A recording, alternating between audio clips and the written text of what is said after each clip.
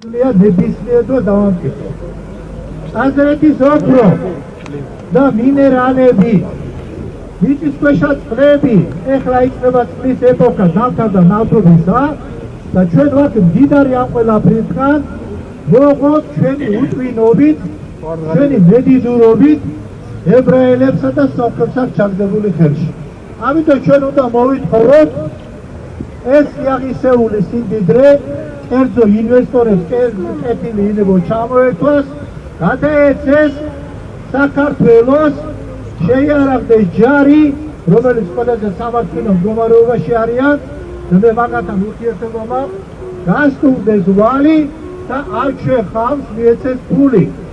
მე ბევრჯერ მივეცი ესეთი ინტერვიუ, მე არა ვარ მაღაროელი, მე ვარ წაროვნის სისხლძარღვი ჭიათურელი, რამოდენიმე ათეული წელი აქ ვარ საერთოდ ცხოვრობ, რახან აქ ცხოვრობ, მე თვეში 1000 ევრო მინიმუმ ჯიბეს ჩამიდევით. ეს ისე ჩუმათა რაღაცა და ვიღაცა ვიწყალობა მემარგანეცი. რაც შეეხება მომუშავეს 800 ლარი ხალხო. მე კიდე რა სიტყვები, კიდე 400 მეტია რაღაცო. ამათ 10000 თუ არა, 5-8000 მაინც უნდა მიეცეს. ეს არ არის ჩემი ემოციურად გელოდელი გამოხტომა, არამედ ეს არის სიმართლე. ჩვენ მანამდე არ გავჩერდებით, სანამ ამ ყველაფერს არ გავაკეთებთ.